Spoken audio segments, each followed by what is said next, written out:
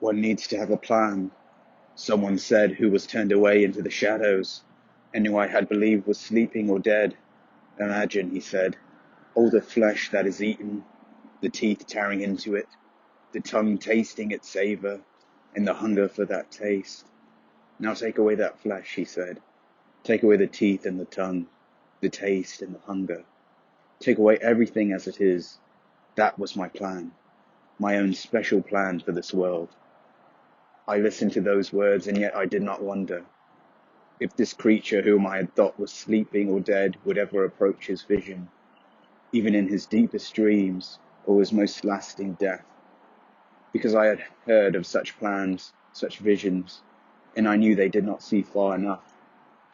But what was demanded in a way of plan needed to go beyond tongue and teeth and hunger and flesh, beyond the bones and the very dust of bones and the wind that would come to blow the dust away. And so I began to envision a darkness that was long before the dark of night, and a strangely shining light that owed nothing to the light of day. That day may seem like other days. Once more we feel the tiny-legged trepidations.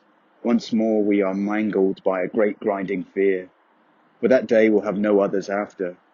No more words like this will follow, because I have a plan, a very special plan.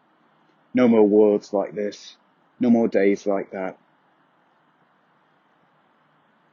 There are but 4 ways to die, a sardonic spirit might have said to me. There is dying that occurs relatively suddenly. There is dying that occurs relatively gradually. There is dying that occurs relatively painlessly. There is the death that is full of pain.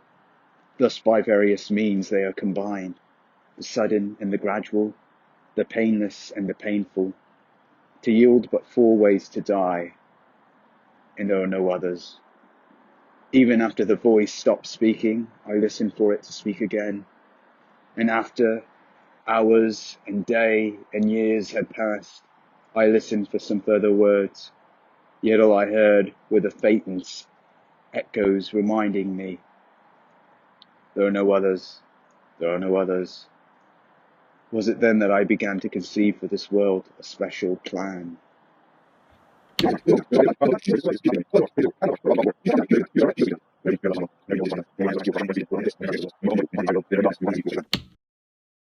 In her eyes tonight, there's a glow tonight.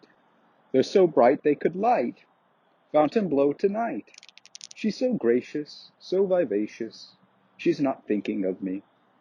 Bless her little heart, crooked to the core, acting out a part. What a rollicking, frolicking bore.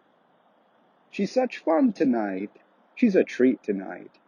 You could spread her on bread. She's so sweet tonight. When everything you ever loved is finally gone. When everything you ever wanted is finally done with. When all your nightmares are for a time obscured as by a shining, brainless beacon, or a blinding eclipse of the many terrible shapes of this world.